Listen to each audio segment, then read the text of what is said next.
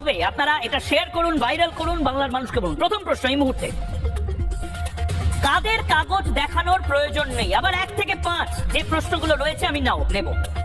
কাদের কাগজ দেখানোর প্রয়োজন নেই?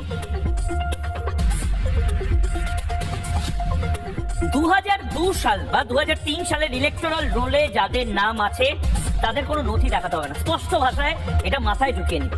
2002 সালে অর্থাৎ 2002 সেই ইলেকটোরাল রোলে আপনার ভোটার আইডি কার্ডও হয়তো নেই, কিন্তু 2002 সালের ইলেকটোরাল রোলে যদি আপনার নাম থাকে তাহলে আপনাকে কাগজ দেখাতে হবে না।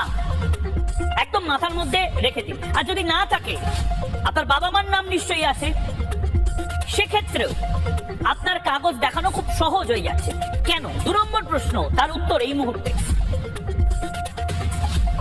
2 নম্বর প্রশ্ন এই মুহূর্তে, জন্ম শংসাপত্র না দেখালে কি ভোটার তালিকা থেকে বাতিল হয়ে যাব? উত্তর হলো না, একেবারেই না। অনেকগুলো প্রশ্ন আমাকে এর পাশাপাশি অনেকে করছেন। সবাইকে কি এসআইআর এর নথি জমা দিতে হবে? না। যাদের 2002 সালের ইলেকট্রাল রোলে নাম আছে তাদের জমা দিতে হবে না। যাদের 2002 সালের ভোটার তালিকায় নাম রয়েছে তারা কি করে বুঝবেন যে তাদের নাম আছে? তাদের নাম আপনারা দেখতে পারবেন। জন্ম শংসাপত্রকে সবাইকে দিতে হবে? না। বার্থ সার্টিফিকেট সবার কাছে নেই, কিন্তু অন্য ডকুমেন্টস আছে। সেই ডকুমেন্টস গুলো কি? 3 নম্বর প্রশ্ন নিয়ে সেই ডকুমেন্টস গুলো দেখাবো আমি। পিসিআর কে সেই ডকুমেন্টস গুলো দেখাতে বলবো 11টা। 3 নম্বর প্রশ্ন, 1987 পরে জন্ম হলে বাবা মায়ের জন্ম শংসাপত্র দেখাতেই হবে?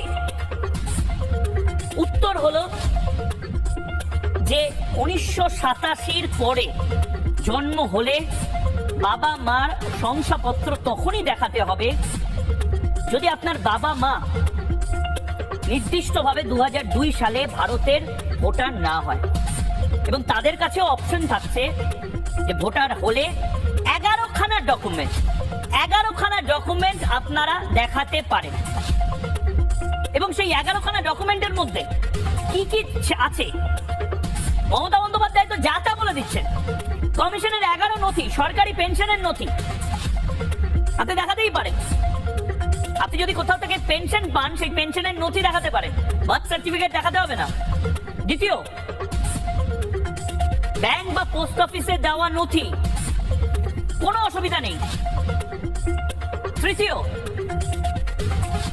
সরকারের দেওয়া যে কোনো পরিচয়পত্র, অর্থাৎ ড্রাইভিং লাইসেন্স হতে পারে, আধার কার্ড হতে পারে, প্যান কার্ড হতে পারে, যে কোনো ধরনের নথি, 11টা নথি। ভোটার, আধার, প্যান, ড্রাইভিং লাইসেন্স যেটা বলছিলাম প্রত্যেকটা আপনি দেখাতে পারেন। এইটা মাথা থেকে একদম বের করে দিন যে আপনাকে শুধু বার্থ সার্টিফিকেট দেখাতে হবে। না, একেবারেই না। আপনি পাসপোর্টও দেখাতে পারেন। পাসপোর্ট এখন আধুনিক হয়ে গেছে। এবং আপনি জন্ম শংসাপত্র বা বার্থ সার্টিফিকেট দেখাতে পারেন। যদি এইসব না থাকে ডমিসাইল সার্টিফিকেট দেখান। মাথায় রাখুন, অনুপ্রবেশকারীদের কাছে এত পুঙ্খানুপুঙ্খ কাগজ থাকবে না। অনুপ্রবেশকারী রোহিঙ্গা সে মাধ্যমিক পরীক্ষা যদি দেয় সেটা হেডলাইন হবে, সে যদি উচ্চ মাধ্যমিক পরীক্ষা দেয় সেটা হেডলাইন হবে। মাধ্যমিক, উচ্চ মাধ্যমিক, কলেজের শংসাপত্র সেটাও যদি আপনার থাকে আপনি দেখাতে পারেন।